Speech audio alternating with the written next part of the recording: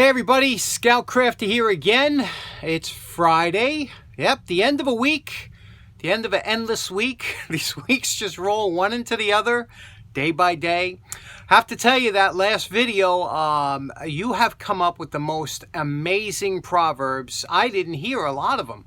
I mean, so many of them were so good that you came up with. I'm just amazed. And you know, I shouldn't be, because I really, and I'm not just saying this, but my subscribers, the people that that subscribe to this channel, are some of the brightest people I've ever met in my life, and it's just amazing every time I read the comments. If you didn't read the comments and see some of those great proverbs, everyone was great. Everyone was great. One of my favorites, which I'm definitely going to use. I can't wait to. You ever get something like a good comeback line or something, you can't wait to use it on somebody? Well, my favorite, I think, from that video was, I would agree with you, but then we'd both be wrong. How classic is that, right? Maybe you heard it before. I haven't. It was just fabulous. So anyway, thanks so much for adding them, and I really, really impressed. So next up, we have a couple late entries again with the Birdhouse Challenge. My buddy Matt from the Super Wrench Garage, he's been fighting COVID-19 over in Maryland. He's a pharmacist, so he's been going nuts to working on that. So he finally got around to the Birdhouse Challenge, put up a video and posted these pictures that his family made, and beautiful colorful birdhouses he put up. And then another one we have that was sent to a different address. The spelling was wrong on the email address, but they were, it's Moritz and Melanie from Germany did this beautiful birdhouse. Isn't that nice, with the how they really took the time and made this look just really darling. Some of these birdhouses are so nice you don't want to put them outside sometimes, right? Anyway, so we got them in, and then we have a couple projects to do today. First of all, I was upstairs looking for today's project. What you feel like doing. Like I said, you have to have the feel. And look what we almost did today. Now, as you probably know, I'm a big fan of the Bridgeport Hardware Manufacturing Corporation that was out of Bridgeport, Connecticut years ago. And this is a reproduction catalog, and these go cheap, so you can still get these, around, $8 or so. Beautiful catalog. Wonderful illustrations on a lot of tools that they had, a lot of them that you recognize from tools that we did on the channel here. But what's one thing that I was looking at that is this little here, this matchless hatchet number 85. Do you see that there? And you see it says a hatchet that never loses its head. And I said, I always like this hatchet, right? It's a nice, and look, it was $24 per dozen, so they were $2 each back in the day. And well, this is it. I came across this, I guess it was probably Jacktown or maybe Connecticut, maybe in Kent. I don't know. I bought it a while ago. Can't remember when. But you can see there the matchless, and it says patent applied for. And you can see the Bridgeport logo here. And on the other side, you can see here, Bridgeport Hardware, made in Bridgeport, Connecticut. And isn't this a beautiful little hatchet? And first of all, it's not terribly beat up, it's just normal wear and tear. And you see how this little shaft goes in the wood here, has the rivets holding it on. Bridgeport was notorious for making a lot of tools that would really last, and they knew how to secure their handles, because they used to make all them crate tools and everything. And look at that. That's just a beauty, isn't it? So I was contemplating doing this today, and I was looking at it. There's a few things that, some cracks, a little damage here, and a little split there, crack here. And I'm trying to think how I want to do it. Sometimes when you have a project like this, you have to let it fester in your mind for a while and figure out the best way to handle something like this. How far you want to go, what if, and especially like the only difficult areas would be around here. Obviously, I'm not going to take it apart to do it, but because then trying to reproduce the rivets you couldn't do, and it's very solid and tight on there now. So, but I just thought you might find this interesting. It'll be coming up in a future project as long as I can figure out how I want to tackle this. So then I'm scrounging around upstairs. I said I felt like doing a pair of pliers. So I'm looking at these. I picked these up a while ago. These are an old pair of Crestoloy. You see that? And you see Crescent Tool Company, 1950. And from this side, they're beautiful, but they were obviously laying in water or something, because look at this side. It's all messed up on this side. So, you know, that's always hard to see. Look at that. Deep, deep pitting here. This side, pristine. Isn't that always a shame when you get one side like that? I was looking at that one. I was looking at this one here. Beautiful pair of Kraeuter, 1841-10. The 10 stands for 10 inches. 1841 is the model number. These were always nice pliers. And this one here is practically new old stock, as far as there's no wear and tear on here really whatsoever.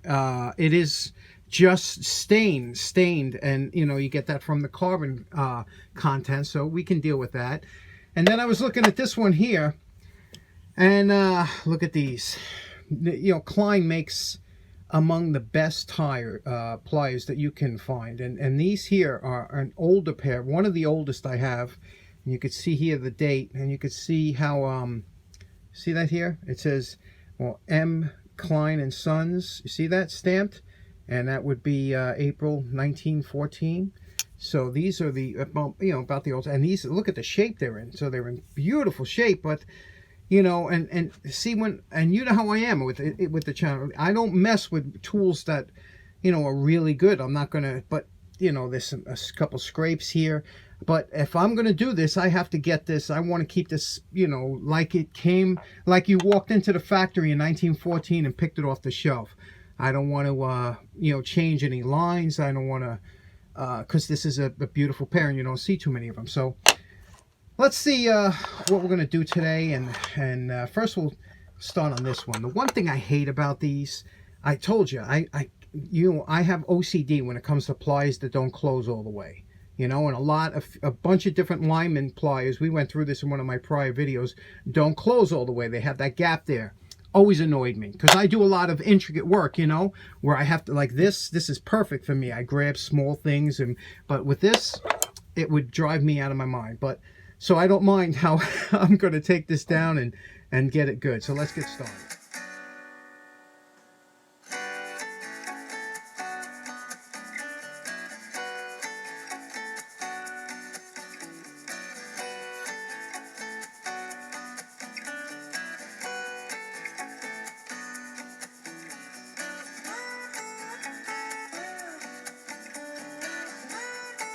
Okay, we're at our post-wire brush evaluation. Also, we did the angle grinder. You saw me hit this. This was where all was pitted here. You see we got a good amount of that off of there. There's still a little bit in there, but now this is where you walk that line of if you want to keep the lettering. Luckily, this lettering is in very deeply, so, you know, but you want to keep the lettering, and yet you want to get rid of those pits and stuff. So we're very close to it, and it was really bad over here, and was able to maintain that angle. And that you have to, you know, that's practice with the angle grinder. This side we didn't touch yet, but just with the wire brush, you can see how nice it is.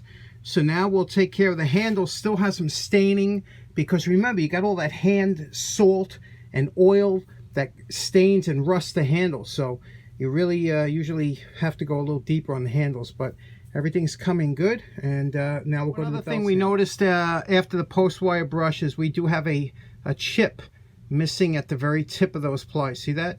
So we have a chip there, so we got to address that.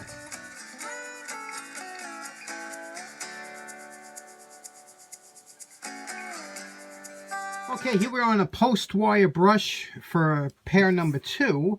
It was covered in some kind of varnish or something, must have dripped on there, so I'm going to have to open these up. You open them up here and you run through with the Dremel wire brush, get that out of there. But otherwise, like I told you, these are in real good shape, except for a little bit of staining. See that staining right there? And otherwise, these are pristine. So we'll do a nice cleaning on these. Let's get to it.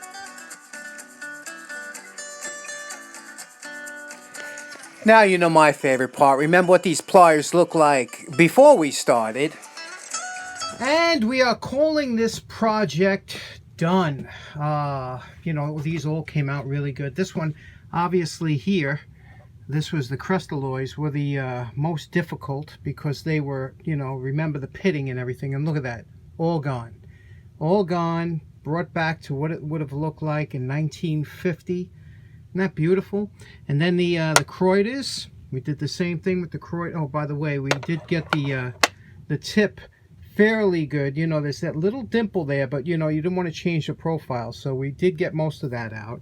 The Kraeuter, beautiful, right? Aren't they nice? Did these look, you know, just like you would have got them out of the drugstore or hardware store back in back in 1950. Another beautiful pair. They, you know, they work like the day they were made. And here, these beautiful Kleins. And you know, I was on the fence on what to do. I was just going to hit it with the Scotch wheel, but I said I can't do that. I got to bring these back the way you would have bought them when they were brand new. You could see here, you could see able to keep all the lettering. See the Klein tools. And, you know, there are a little bit of marks, and I purposely left some of the marks here because I do believe some of these marks were left, you know, some of these cross striation marks were from the original factory grind. Because, you know, you don't usually see those kind of marks, you know, otherwise. But, you know, took out a lot of the dings and dents, and we're able to keep all these facets. See these facets? That's the important.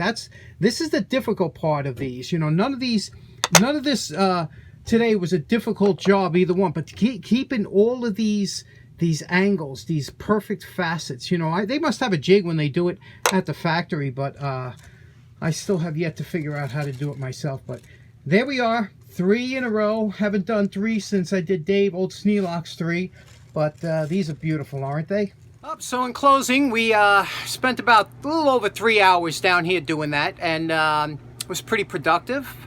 I'm very happy with the way everything came out, and it's always nice to have a couple good restorations under your belt, you know? You sleep good at night. Anyway, hope you have a great weekend. Again, thanks so much for tuning in. Take care now. Bye-bye.